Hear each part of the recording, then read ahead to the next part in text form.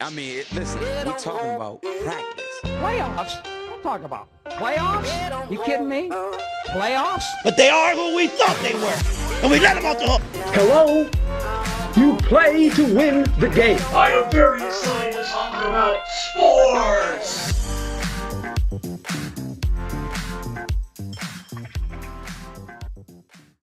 Hey everybody, Nick here with the Wednesday Night Sports Podcast. You can follow us on Twitter at AAF Wednesday.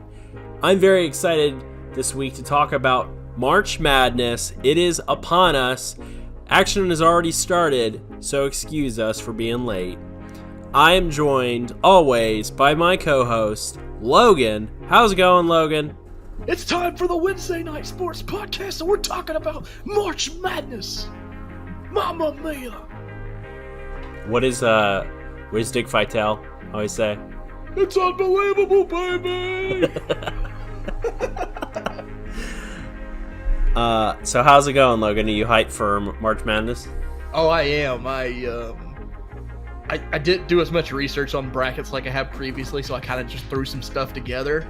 But I am stoked for it. It's this Thursday and Friday is probably one of my favorite sports weeks of the year. I would agree. I know we talked about it in the chat earlier. Like, there's nothing better than seeing like a random 13 seed beating a 4 seed, or a 16 beating a 1. Sorry, Nick. God damn it. The whole nation loved it last year, unless you were a UVA fan. I was asleep when it happened, so I never actually watched the game. Yeah, because you were thinking like the rest of the world, like they're gonna win by 50. Yeah. Hey, what's gonna happen when North Carolina Central knocks off Duke this Thursday or Friday? I will be very happy. It's not gonna happen, but hey, we'll pretend it will. Hey, they said the same thing about last year's, right? Yeah, anything's possible. Well, UMBC won the play-in and was the worst team in the nation last year that got into the tournament. Also, our new host, Alex. How's it going, Alex? I am so pumped for basketball that my PSI is 16 pounds per square inch. Is that related to Tom Brady and deflated balls? No, I think it's the regulation PSI for a basketball. Did Michael Jordan ever get in trouble for deflating balls? It's 8 PSI. If you pump a basketball to 16, it'd probably explode. Yeah, that's true. Yeah, so I'm pumped to 15.9. Anywho, moving on. We're talking this week is March Madness. Like Logan said, it's our favorite week. At least the first week is our favorite week in the whole year. It's bigger than Christmas. It's bigger than Nickmas. It's big. Like, sorry. No, go ahead. I just wanted to mention, like, back when I was in, like, elementary school, middle school, high school, like, I just remember, like, our teachers would let us watch the games before we went home, like, because the games usually tip off at 12. And I just remember us watching, like, March Madness at school, and it's just, like, so many good memories, like, watching upsets at school and stuff. Like, it was just so awesome. I remember it happening in high school. They never let us do that, and I guess because we're not the Carolinas, so we don't get that kind of fancy schmancy stuff. Did they have the roll-in TVs, and that's how you watched it? Yes. Along Bill with Nye TVs yeah, that they push in. Bill Nye and Reading Rainbow and Magic School Bus. Looking back on it, I don't know how we watched it, though, like, because I don't remember an antenna, but I don't remember a cable pickup either. Like, with these, like, teachers, like, aliens and, like telepathic, like, putting them into the TV, like... They just used a Chromecast for streaming it on their Because looking back on this makes no sense, because I remember, like, my PE teacher, like, randomly rolling in a TV while we were playing, like, dodgeball, and, like, there's a TV just sitting in the middle of the floor with the game on while we're playing so dodgeball. you're talking about, like, what grade were you in? This had to be maybe 4th or 5th, but I just remember, like... And I don't like even the remember the late TV 90s, being early plugged 2000s. in. Yeah, September 11th hadn't happened at that point. I was going to say, To because some give of you a those frame of later reference. cathode ray tube televisions, the big beefy box ones, had built-in antenna inside of it that didn't have to come out anymore. Logan, tell your cat to be quiet so we don't get bad reviews on how we have cats interrupting our hosts. She's in heat. Like JPG 8010. She's in heat. I can't help it. She's in heat. Is that going to be the new podcast? You're shouting out the people. She's in heat. She's in heat. She's in heat for the people that say we talk over each other and leave bad reviews. Is she peeing on everything? Not that I've noticed. No. Yet. Well, If neuter your pets, Bob Barker. yeah, if you feel a wet spot or you smell something smelly, time to get her snipped. So we'll go ahead and start the East region. Duke, the number 1 seed. Michigan State, number 2. LSU, number 3. Tech, number 4 to round it off the top 4. Did y'all like the seedings for the East region? I guess the most important question is, do you agree with Duke being the overall number 1? I will just go ahead and say yes, because I feel like whoever won the ACC deserved it. I would agree. This year, yeah. Especially since they beat UNC and they beat the team that beat UVA in Florida State. Right. LSU's too high. Where would you have them? 11. I will say that a lot of people online are saying that Michigan State should not have been in this bracket. Why? Because they're the top number 2 seed. But that would mean like they're the worst because they're in. Like, wouldn't the overall number 2 top seed would be like in the weakest? Should be, right? Right, I agree. Well, like, okay. Why are they in the toughest? Right. I feel like they probably should have been in Gonzaga's. Right. I figured that would be Michigan. Michigan got that number 2. I mean, I guess they don't really rank number 1, number 2, number 2, number 2, I guess. I'm really not sure how they do it. It just seems kind of random, some of these. number 2, B number 4. Well, okay, so you have the 4 number 1s who it's probably ranked 1, 2, 3, 4. And then you have probably 5 through 9 be those number 2 seeds. But for the East, I don't see a whole lot of room for upsets outside of the Billikens of St. Louis and UCF. I think my sleeper at the number, I got the number 6 seed. I think the Maryland Terrapins are dangerous, and I don't have it in my bracket, my Elite 8. I have Duke and Michigan State, but wouldn't it be fun to see Maryland and Duke go at it? Like, there's a lot of history there, former ACC rivals. I would love to see that matchup one more time. That's just so nostalgic because I feel like Maryland left and Virginia's kind of take their spot as the top ACC team up there with North Carolina and Duke. But people forget back in the 2000s, it was Maryland, Duke, and UNC. It would be fun to see Maryland and Duke one more time. When they had that one guy that was coach actually look like a terrapin. And like he sweats so much, Gary Williams. Yeah. I've never seen a coach. I've never seen a coach sweat so much. And hang on a second, let me put my cats up. You guys can keep on talking. He's gonna be so disappointed when he comes back, and I tell him that I took Beltham over Maryland. What? I have him beating LSU too. Look, baby kitty. Baby kitty. 40. You're recording.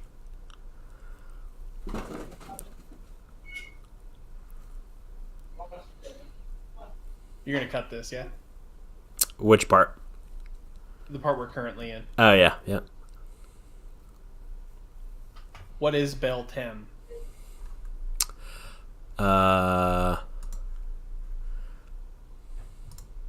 Oops. Beltem is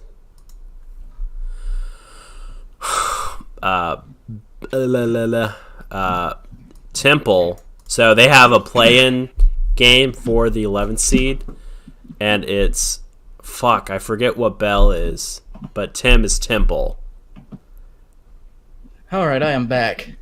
What's the 11th seed that is the play-in game against Maryland? I know Tim is Temple. What's BEL? Belmont. Okay.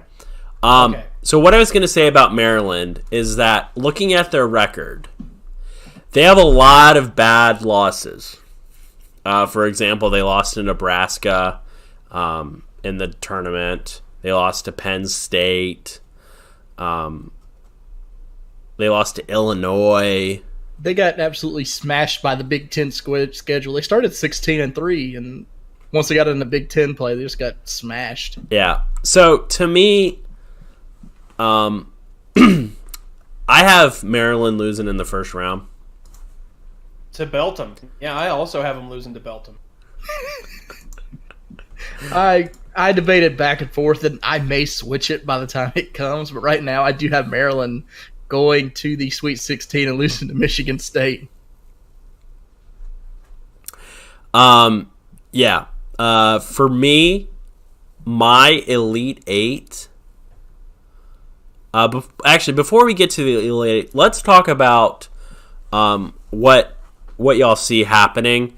Obviously, I see Duke making it all the way to the Sweet 16. I see them getting knocked off by the Billikens of St. Louis. But I also see them possibly getting knocked off by Central Florida, VCU, before then. And then on the bottom half, I have Michigan State going all the way to the Elite Eight. I did have an idea for how we could do this. What's I that? think it'd be kind of fun if you guys have your serious basketball discussion, Mm-hmm.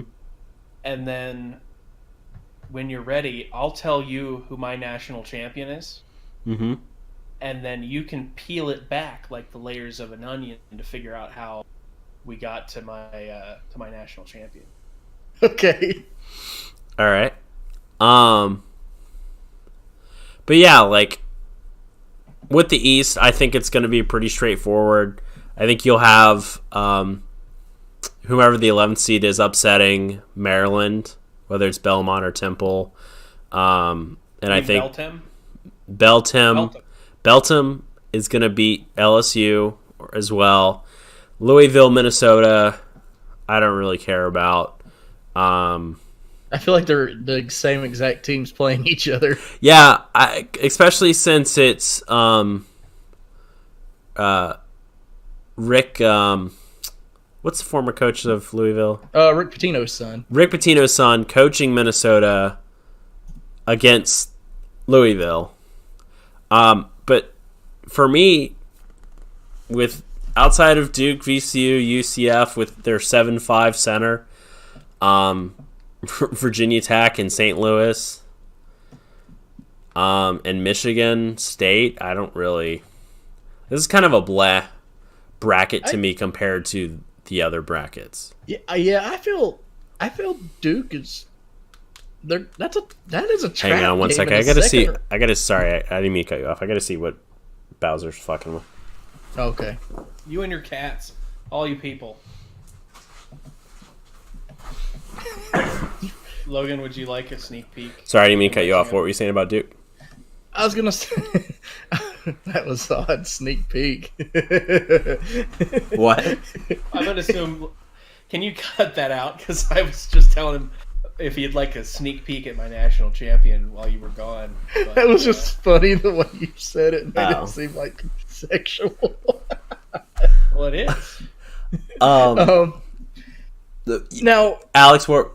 Go ahead. What were you saying about your So you want a sneak peek? All right, say it again, and then we'll react. I'll say it again. Please cut this. I was I was telling Logan that he could have a sneak peek at my national champion before we get to that part. Yeah, it was off the record. Oh, that was off the record. Okay, all right. Because we thought you were gonna be gone for a bit. Okay. Going checking out Bowser. So Gotcha. I guess I'll go back to what I was saying. Yeah, sorry. What were you saying about? No, you're good. I feel that in the second round, I know you've already mentioned it. I think Duke will win, but this is a trap game with VCU or UCF. VCU tends to always play Duke tough.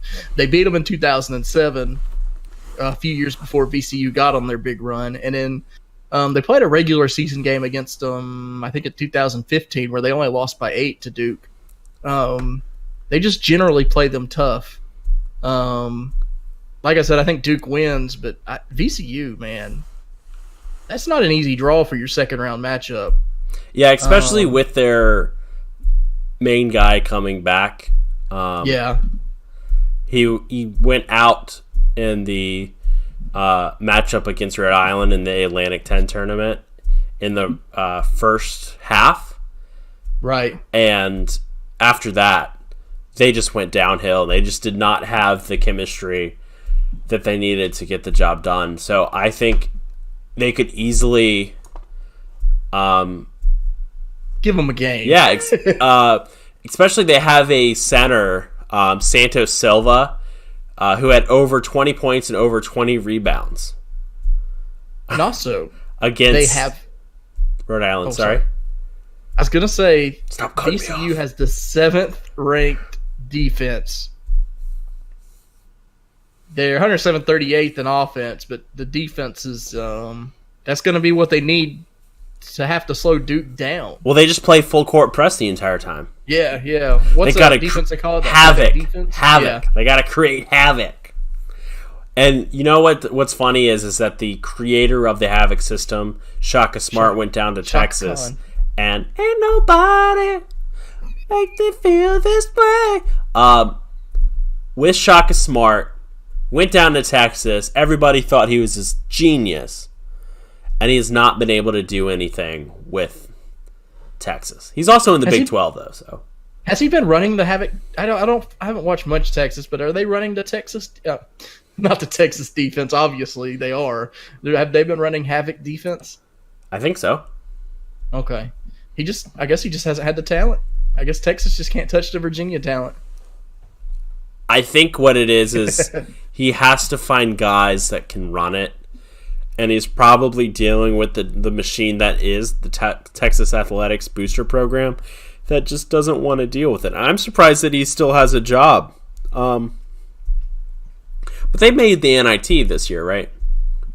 I believe so. Yeah, I haven't looked, so I don't remember. I mean, I don't really see Texas anymore because they haven't been relevant in forever. What's funny is they went 16-16 this year, and everybody thought that they were going to make it to the tournament. Right. They also thought NC State was going to go. NC State, they it's debatable. I mean, they were in the tough ACC. They beat up on a bunch of non-conference schools to kind of pad their record. But once they got in the ACC play, it seems like they just couldn't do anything. Yeah, Texas. They couldn't compete with these other teams. Is in it. They're playing South Dakota State. UCF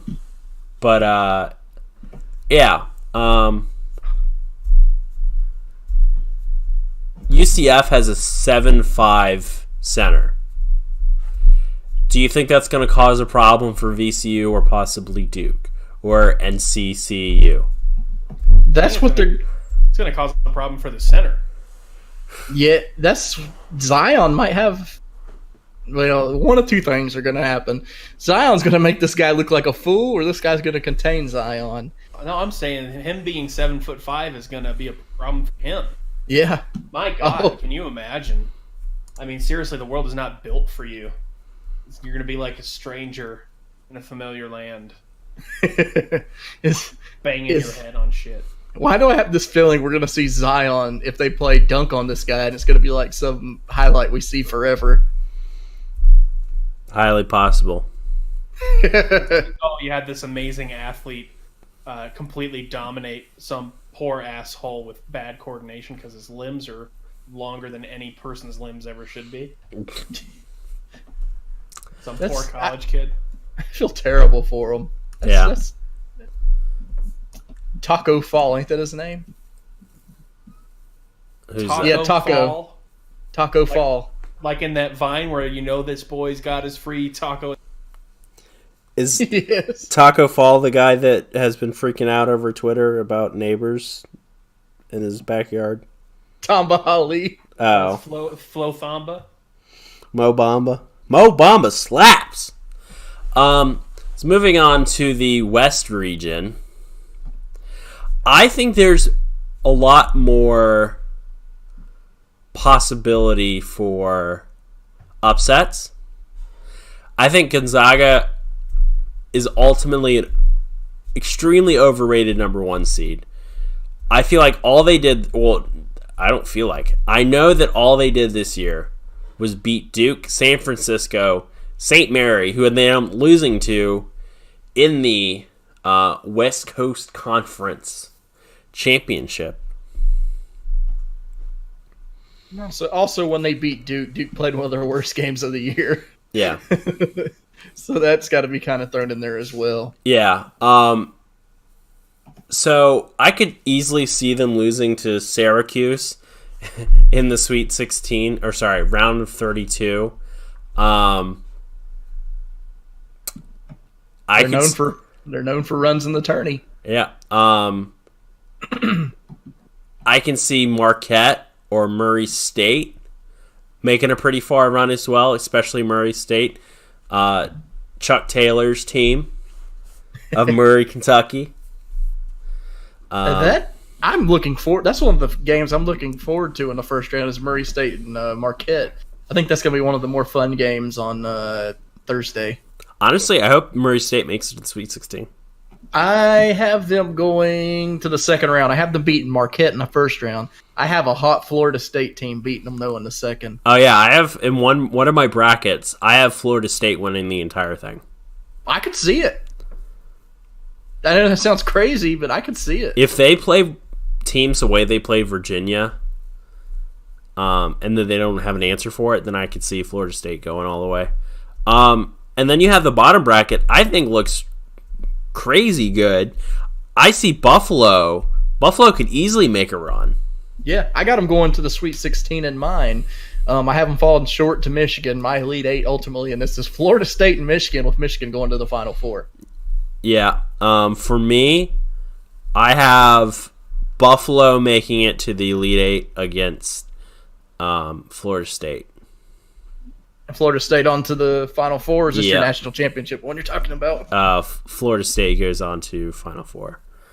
That'd be pretty cool to see them in it. I think it's essentially going to be a way more exciting region than the East. Yeah. The West and the Midwest seem to be like the funnest regions, I believe. Yeah. Alex, what are your thoughts on the West? I'm saving it for our game when you hear about who my national champion is, and we peel back the layers. Oh, we got a mystery going on. Okay. All right. We'll move on to the South then. I will say I do have Gonzaga losing in the Sweet 16. Okay. To who? But you already think they're overrated, so maybe that doesn't sound too crazy, but I'm not going to... Hey, you're on par with us. Yeah. I did a lot of research for this. Right. Okay. All right. I believe you. With the South, you have Virginia number 1, Tennessee number 2, Purdue number 3, Kansas State rounding up things, the top 4. I think Virginia makes it all the way to the Final Four. I think they got a fairly easy route, as crazy as it may sound. I don't think there's going to be a whole lot of upsets outside of Villanova. Oh, I think. And I say that because they're well coached. I got them going to the Elite Eight and losing to Virginia. I was going to say I could see Villanova losing to St. Mary's or Old Dominion. I could as well. It's one of those where I could see them go a long way, and I could see them losing in the first round as well. Yeah. Go ahead. I was going to say, when you get to the tournament time, a lot of this comes down to coaching. And I just feel like they have a very good coach in Jay Wright, 2 national championships in the past 3 years. I think they make a run at it again, but I think they're going to fall short. Big upsets I got in this round, nothing too major other than first round Iowa over Cincinnati. Not even ODU over Purdue? I did not. I went Purdue. Oh, man. And Villanova knocking off Purdue. I have Colgate and Virginia in the Elite Eight. Oh! Toothpaste. Alex, any thoughts on this? I will neither confirm nor deny my interest in the toothpaste. Okay. All right. Moving on to the Midwest, you have North Carolina number 1, Kentucky number 2, Houston number 3, Kansas number 4. I think the toughest region in the whole. I think the toughest all around. I mean, you have Kansas a 4 seed. That's just wild to me. And if they get past the first 2 rounds, the Elite 8 and the Sweet 16 will be played in Kansas City, so they'll have home games. Yeah, that's kind of messed up. They got to get there. Yeah, they kind of screwed over. It's kind of like George Mason making it to the Elite 8 in 2006, where the Elite 8 for that game against UConn was played in Washington, D.C. Yeah, it was a home game, and that pretty much carried them. outside of Fairfax, Virginia. Yeah, so for Midwest, for me, I have North Carolina going all the way to the Elite 8. I think Auburn will give them a close game. Kansas. Yeah, I have Auburn beating Kansas. I think in the Elite 8, it will be North Carolina and Iowa State. I struggled with 3 teams in this region when picking. 4 teams. Wofford, Houston, Kentucky, and Iowa State. The Houston-Iowa State game is going to be a tremendous game, I think. I think Houston's going to nudge them out. And I wanted to pick Wofford over Kentucky, but I think Kentucky will win. Kentucky and Houston's going to be, if they play, it's going to be a barn burner. But I think Calipari will gather his guys to get to the Elite 8 again, but fall short against the Tar Heels. I have the Tar Heels going to the Final Four. Do you think that with Wofford's win over Kentucky earlier in the season, that Wofford has a chance again? Yes. This same Wofford team beat the Tar Heels last year as well as Kentucky this year. They are a dangerous 7 seed. They're 29-4. They were 0-3 against the top 25, but they got a set. They're 17th in the nation in the BPI. They did what they needed to do in their conference. They went undefeated, 18-0. They have 4 losses, but they were very good losses. They lost to Carolina by 11. They lost to Kansas by 25. I guess that's not a good loss, but it's Kansas. At Kansas. They lost to Mississippi State by 11. They lost Oklahoma by 11. The most impressive thing was they beat UNCG 3 times, who was a bubble team that I thought should have made the tourney. What's funny is Belmont didn't make it either, and they were a big bubble team. Wait, Belmont?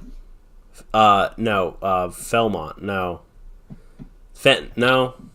The Dick? I mean, the Fairleigh Dickinson or whatever it was? No, it starts with an F. They're in the same conference as Wofford and UNCG. Let me see here. I'm kind of curious now. Felton? Furman. Furman. Yeah. Yeah. Furman was another SoCon team. Thank God it's not Furman Dickinson. Yeah, I botched that pretty much. But yeah, moving on to our final 4. I had Duke, Florida State, Virginia, and North Carolina. All ACC. Fuck it, why not? We jump back into the ACC tournament again. I'm pretty close. I went Duke, Michigan, Virginia, North Carolina. I think there's 3 number 1 ACC teams who are the top 3 teams in the nation.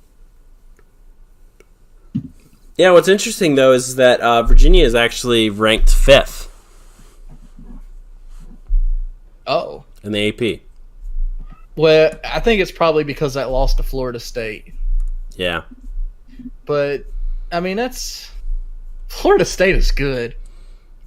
I don't care what they say. Florida State played Duke tough in the championship. Like, come on. I mean, that's... Like I said last week, if Florida State was in the SEC conference, they'd be playing for the number 1 seed. Right. I mean, I think people forget how good the ACC is. Well, they're so used to being between Duke and North Carolina that they forget about everybody else when somebody else does good. Right. Kind of like Virginia, like they're number 1 seed, but I feel like they still go underlooked. But maybe that's just because they've been so close. Like, well, they've been so bad. Yeah. Prior to 2015, I would say, they just weren't good. Even in the 2000s, I only remember one really good Virginia team, and it was like Chris Singletary. Sean Singletary? So Sean Singletary. I think his brother was Chris for Florida State. But Sean Singletary, yes. But they beat Duke. Yeah. That was like, I think that was probably like their only tournament run like in that decade. Well, they made it in 2001 as well. They lost in the first round. They probably should have gotten a higher seed. I don't remember what exactly happened. I know they completely imploded towards the end of the season, which is probably why they didn't have as high of a seed. But they lost to Tennessee in round of 32 in 2007. Now, I got a theory. I don't know if it's so much a theory, but I think that Virginia's on the verge of possibly being like Clemson is in college football. You know how Clemson was always that team before they won the national championship that was always right there and just couldn't get there. Yeah. I feel that's how Virginia is. And once Clemson finally got that national championship, like that changed everything recruiting-wise. Like they're getting all the top players now. I feel if Virginia can just win the national championship, they will consistently be up there because these kids are going to be like, wow, I can go to Virginia and like win a national title. Like it changes everything if they can win the national title. Right. And it also doesn't help though that Tony Bennett is super selective on who he picks. Right. To recruit. He likes fundamental guys. He kind of reminds me of, not now, but in the 90s and 2000s and really up until this thing where Coach K has like pick these high school one and done guys. Before he picked one and done guys, he used to pick these like fundamental guys that would be like 4-year guys like JJ Redick, Christian Leitner, Mike Dunleavy, Jay Williams. Like Coach K used to be against like going against the one and dones, and that kind of reminds me how Tony Bennett is, as he goes after these fundamental type guys. Now, obviously, Coach K now he's going against everything he was against and like going after these one and done guys. But like that's who Tony Bennett reminds me of. He goes after fundamental guys over stars, kind of. Yeah, and what's interesting is because of who he's going after, these guys are probably going to go into the NBA draft this year, especially Devontae Hunter, Ty Jerome, Kyle Guy. Those 3 guys are our main guys for Virginia. Yeah. I saw something. I'm trying to pull it up.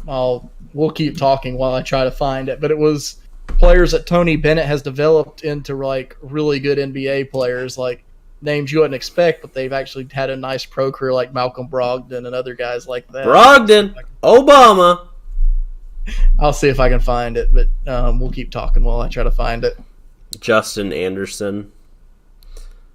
Who's the guy that plays for Brooklyn? Joe Harris. He won the 3-point contest. Yeah, that guy. Like like he's produced like not star players in the NBA, but really good like fundamental like 6 men, like guys that go in there and just do their job and like do it well. Like, Yeah. Good NBA players, I should say. Right. We'll go ahead and move on to who we have in our championship game. I have Duke and Virginia. Alex? I'm going last. All right. I have Duke and Virginia. Do I give my winner yet? Yeah, go ahead and I'll give mine. It's tough to beat a team 3 times in a season. It's going to end with the Virginia Cavaliers finally winning the national title. I like it. I want to say the same will happen. I think what will end up happening, though, is that Zion just goes off and proves why he's going to be the number 1 draft pick in the 2019 NBA draft. And it's going to hurt, isn't it? Yeah. Seeing them go that far and then lose. Or actually, it's probably like one of those, like, on the, like years from now, you'll be like, that was kind of cool, we went to the national title, but that night you're just going to be pissed off. Right. All right, Alex. Oh, what were your guys' final scores? 72-69. 68-65. All right. Well, now it's time. I've stayed silent this whole time so that I could tell you the story of a small town school, 12 seed called Murray's Taint. Murray's Taint from the Western Conference. They beat Marquette and Florida State to face Gonzaga, which sounds like what my grandfather would say when I sneeze. And Murray's Taint moves on to battle in the Sweet 16 against a Sue's Jew, who had fought their way past Buffalo and Texas Tech and upsets number 2 Michigan. Hang on. My mic fell out. Who was a juice Jew? A Sue's Jew. Who was? Oh, The number the 11 winner. seed. The hybrid of Arizona State and St. John's, right? A Sue's Jew. Murray's Taint moves on to the Final Four and startles a rickety Duke team after Zion blows his Adidas live on. I think he's still wearing Nike. He wears wearing Adidas for this occasion. And blows them. And they fight against a team that's very impressive, but ultimately too slow because of the tar on their heels. They are defeated by the toothpaste. Colgate versus Murray's Taint. And Colgate, I got to tell you the story about Colgate, all right? All right. So the Tar Heels, they fought off the Woofers, that sneaky 7 seed. But that whole Midwest Conference. By the way, I have the Kansas Fake Birds losing to Auburn because they're a Midwestern dream crusher. And Auburn loses to the Tarred Heels, who also fend off the Woofers to end up in the Final Four. But Colgate, they've got a rough road. They got to get past number 2 Tennessee, number 10 Iowa. It's the only 10 I see. Yeah, they're number 2 though, and Iowa's number 10. But Tennessee loses to the toothpaste. Then they face the villains of the tournament, Villanova. Colgate moves on to defeat number 1 Virginia. And ultimately, with a final score of 15-12, a symbolic victory, given that this is the 15th seed against the 12th seed. Colgate is too minty fresh for the Taint. and they succeed in winning the final championship. I like it. If that happens, that's going to draw us ratings. Because you are the Swami of college that kind of basketball. sandwich? More of a genie type. Okay. Chris Berman. Yes. That was a lot of fun. But now we move on to the first ever Universal Weekly Power Rankings. Alex, For me to do it? as our newly minted co-host, who do you have in your Universal Weekly Power Rankings? Do you want me to do the shout out? You can do a shout out. All right. Universal Power Rankings. I like it. There you go. There's your intro soundbite. I have at number 412 John Williams. Not that John Williams. The guy that works at my local Subway. He's awesome. He always gives me extra cheese. All right, Logan. In my power rankings, this was a tough one. I'm going to go with number 37,884, Bob Saget from Full House. Because in that opening video, he's out there throwing football with his family. There's nothing more important than family values in football. Did they What's live yours, in San Nick? Francisco? Yes, they're in San Francisco. So they're in There's the also- same town where like The Room was filmed, right? Right? And they also throw the football in that movie. Yes. I believe that The Room is actually a Bizarro World cut episode. Whoa. So, my 664th pick is Al Gore. Oh. If it wasn't for Al Gore, there would be no internet. If there was no internet, there would be no Wednesday night sports podcast like tonight. He's a true hero. I agree. And we want to do one more? Sure. Alex? At number 12.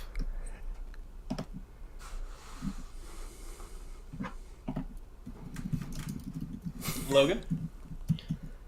Wait, Alex. Wait, no, you gotta... The Sound of Silence. Oh, okay. Let me go and get mine. My, for 71,219th on the list is Creed lead singer Scott Stapp Stapp! for his tremendous Creed halftime performance in the 2001 Dallas Cowboys halftime Thanksgiving show. There was weird stuff with people flying through the air with like no shirts on and stuff, and he was singing all the classic Creed songs. Thank you, Scott. Take me high. Thank you, Scott Stapp, for being an incredible sports athlete. And for mine, starting forward for the Chicago Bulls, number 98, Janet Jackson, for her performance in the 2004 Super Bowl with Justin Timberlake and her memorable wardrobe malfunction. Who's better, Janet Jackson or Left Shark? Janet Jackson, because her Left Shark came out. She did Left Shark before Left Shark was cool. Shots fired. Thank you for listening to the Power Rankings this week. That was just, we want to thank all these amazing athletes for what they did for sports. Yeah. So moving on to our, what's the Hoobastank? What? Oh, we got some mailbag questions this week from the Hooba Stank fan club. Did the Hoopastank fan club respond to my letters? No. They didn't hear my messages. No. I'm disappointed. Well, they have heard. They have heard. They listened to the podcast. We did have one upset person with us. Who from the Hoover State fan club was upset that we realistically didn't answer the Jordan versus LeBron question. Ah, fair enough. Did we? Was there a LeBron versus? I don't remember this. It was whoever Space Jam is better. If Jordan was on the Lakers, would they do better? And it wasn't a serious answer. I asked if Kobe Bryant still existed in that universe. I think it was a very realistic answer. I think that overcomplicated things, adding Kobe to it. Yeah. I think he would have understood more if you didn't add him in. It boiled down to whose Space Jam is better. Yeah, I mean, that's the only argument that needs to be said. I mean, Space Jam is the GOAT, so yeah. So what's our first question this week? From Slunky at the Hoover State Fan Club. Thoughts on a New York Yankees signing Gio Gonzalez to a cheap minor league deal despite the fact he's a proven veteran, and what that can mean for other free agent pitchers? When are they going to sign Ken Griffey Jr.? That's my answer. He's heading to the Hall of... He is in the Hall of Fame. He's going to Canton? He already has. Canton is baseball, right? No, that's the NFL. Cooperstown. Hey, I'm the idiot here. Come on. Let me give a realistic answer real quick. Gio Gonzalez is I like the deal. It's kind of like a low. There's no risk, low risk, high ceiling, high reward. Why not? I mean, that he could be the guy that gets the Yankees over the hump as that fourth or fifth starter. I really like the signing. There's no issue with it at all. I mean, there's nothing to lose whatsoever with it being a cheap minor league deal. I mean, he could come back and be the guy he was before, or he may not. There's nothing you're losing. And I think it's just going to help other free agent pitchers, I guess. If when are they signing Johnny Manziel? Soon. Logan, I gotta say, I disagree with your take there. Oh. First of all, I do think it's cool that when you water them, that the plants grow out, and it looks kind of cool, but it never looks like the box. And he's an injury risk, because aren't those things made of porcelain? Yes. Chia pets? Yeah. Gio Gonzalez, but yes, Chia Pet. I heard Chia Gonzalez. It's close enough. I take it back. It's close enough. We got another question from Slunky at the Hoover State Fan Club. Is Mike Trout really worth $430 million? All right, so I'm going to be deep serious here. Deep state serious. I believe that there is a overall sports salary bubble. Who in their right mind should be getting paid $430 million to play quite possibly the easiest sport and least likely to get injured in? So this sport, right, non-contact sport. Yeah, this sport carries the least amount of risk when it becomes I cannot speak tonight. God fucking damn it. When it comes down to getting injured. I think the bubble is going to explode. Nobody should be getting paid that much money. I bet you in 5 years the bubble's going to peak, and somebody, whether it's in baseball, American football, European football, somebody's going to get paid $1 billion, and everything's just going to come crumbling down. There's no reason why somebody should be making almost $500 million to play baseball. And I tell you when it's going to happen. Vince McMahon is going to throw $1 billion at Kyler Murray to come play XFL football. You know what I think is going to happen? What's up? Socialism is going to run rampant in this country, and when Bernie Sanders becomes president, who's the player again? Mike Trout. Mike Trout. He's the fish guy. I was gonna say Bernie Madoff for some reason. I don't know why. So when Bernie Sanders becomes president, Mike Trout is going to have 90% of his paycheck taken out because he got greedy and wanted $430 million. The last person's going to be laughing is Bernie Sanders. Do we really want that? Over a fucking salary bubble?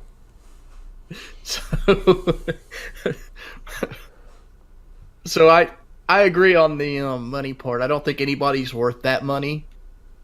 But since Bryce Harper got the highest contract, Mike Trout's much better. Mike Trout should be the highest guy in baseball. There should be some bubble, like you said. Nobody's worth that money, but being that he's got to get more than Bryce Harper because he's the best baseball player, yes, he deserves it, and no, he doesn't. It's one of those weird things. Do you think somebody's going to end up getting paid $1 billion in 5 years in professional sports? Mike Trout gets paid $1 billion next year. We're only halfway there. It could happen at some point. I will say this. Even the most in-demand fly fishing guide can only earn $85,000 a year. That is a professional trout fisherman. So we should take our hats off to Mr. Trout for landing the biggest fish of all. What if Mike Trout is actually a fish in disguise? Oh. So they got like furries and then they got like trout people. Yeah. Trout people, they smell fishy. Okay, I got one more question from Slunky. He kind of hogged all the questions this week at the Hoopastank Fan Club. And it's not baseball related, so you guys can breathe on this one.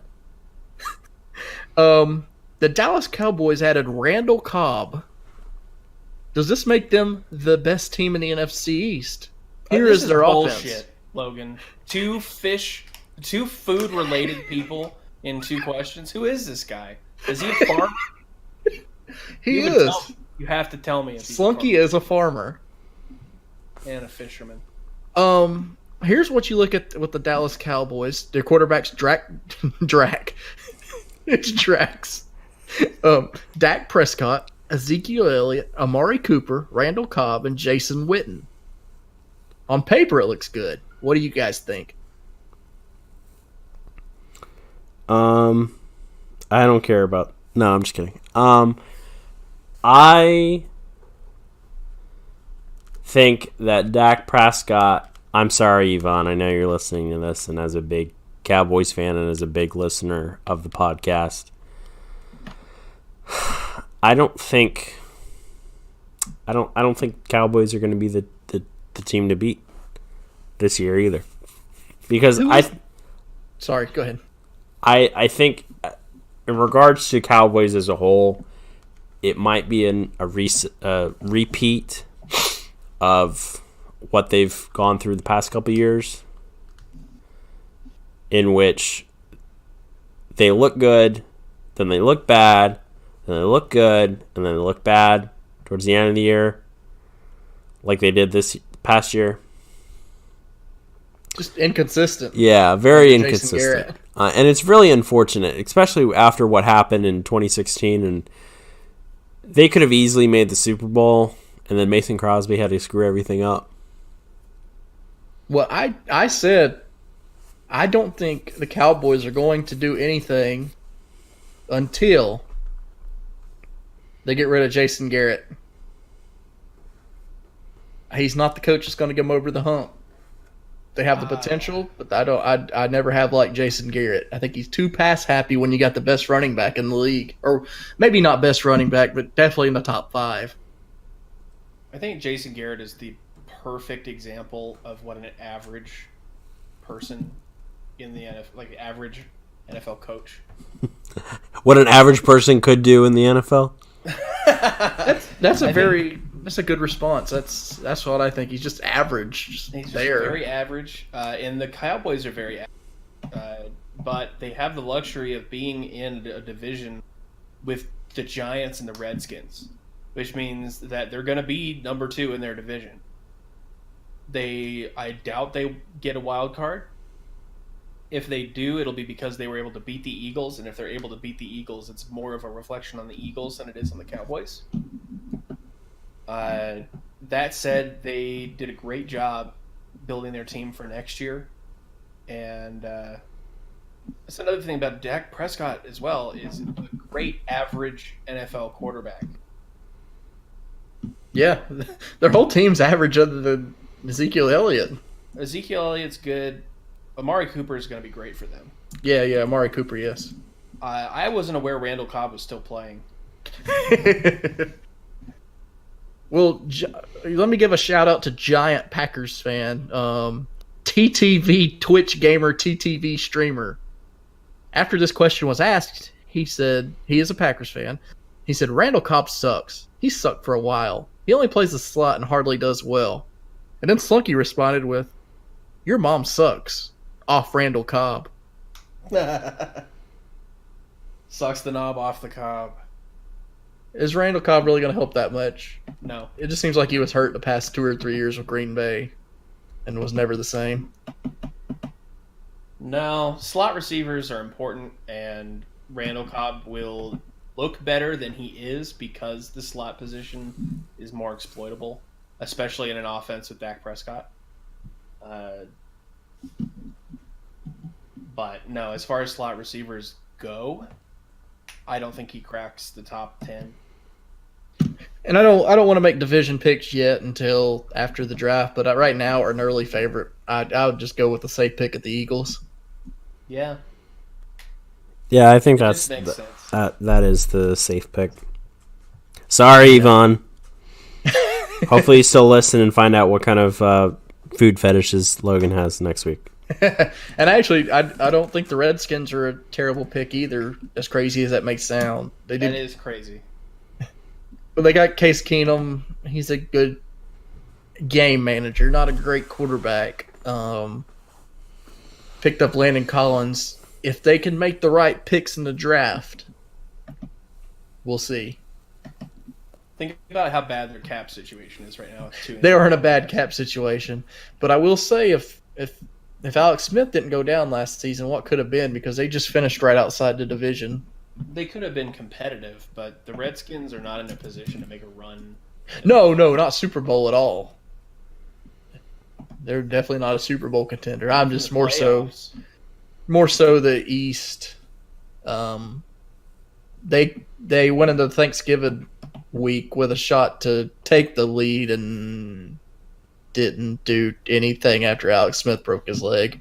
Other than that one game with Josh Johnson or Jim Johnson or the first ever AAF pick. Jack Johnson? Help me out. Jack Johnson's the banana pancakes guy. Josh Johnson, Josh Jackson, something. So, Redskin potatoes are bad. I like Redskin potatoes. No, I'm saying the football team, the Redskin. Oh, okay. I really like Redskin potato salad. final thoughts? My takeaway from this past week was, well, we'll jump it back into NASCAR real quick for my final takeaway. As Kyle Busch won his 200th race. We talked about it last week. He was one away. He won his 200th career race between the Truck Series, the Xfinity Series, and the NASCAR Series. I was just waiting on you to say something about those trucks. But he tied Richard Petty for the most all-time wins.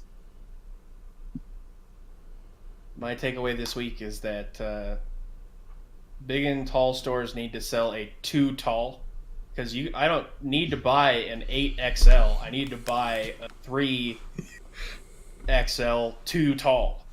Yeah, and I think Taco Flack would agree with you. The center of UCF. Yeah, make the shirts longer. For me, my takeaway this week is I'm glad that I probably have already passed the kidney stone because neither my kidney nor my groin hurts. Hey. So I think we're good. And I think drinking a Live on air. fuck ton of water fixed that. But yeah, thank you everybody for listening. Next week we will give our thoughts on more March Madness.